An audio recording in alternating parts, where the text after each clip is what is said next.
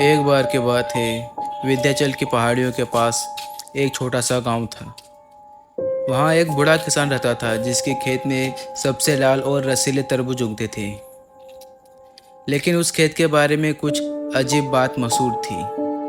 गांव के दो लड़के आर्यन और विक्की ने तय किया कि वे रात को उस खेत में जाकर तरबूज चुराएंगे। रात के करीबन 12 बजे थे। चारों ओर सन्नाटा था। सिर्फ झिंगुरों की आवाज़ आ रही थी। जैसे ही वह खेत की बागड़ फांद कर अंदर घुसे, उन्हें किसी की रोने की आवाज़ सुनाई दी। आर्य ने टार्च जलाई तो देखा कि सामने एक विशालकाय तरबूज पड़ा है। वह इतना बड़ा था कि जितना उन्होंने पहले कभी नहीं देखा था। विक्की ने लालच में आकर जैसे ही अपनी जेब से चाकू निकाला और उस तरबूज पर वार किया, पूरा खेत कांपने लग गया।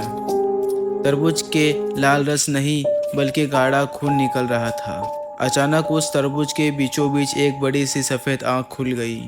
वह आंख किसी इंसान की नहीं थी बल्कि किसी रूह की लग रही थी। वह आंख विक्की को घूरने लगी। तभी तरबूज के फटने की आवाज़ आई और उसमें से एक कड़कड़ाती आवाज़ आई, जो भी मुझे रात को पीछे से ले जाने की कोशिश करेगा वह इसी मिट्टी में मिल जाएगा। वे समझ गए कि यह कोई साधारण खेत नहीं है बल्कि एक प्राचीन श्राप था। वे अपनी पूरी ताकत लगाकर खेत से बाहर की तरफ भागे।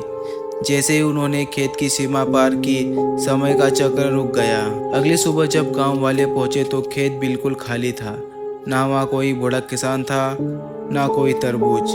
बस जमीन पर एक टूटी हुई घड़ी पड़ी थी जिसकी सुइयां हमेशा के लिए 12 बजे पर रुक गई थी। उस दिन के बाद से उस गांव के किसी ने कभी तरबूज खाने की हिम्मत नहीं की।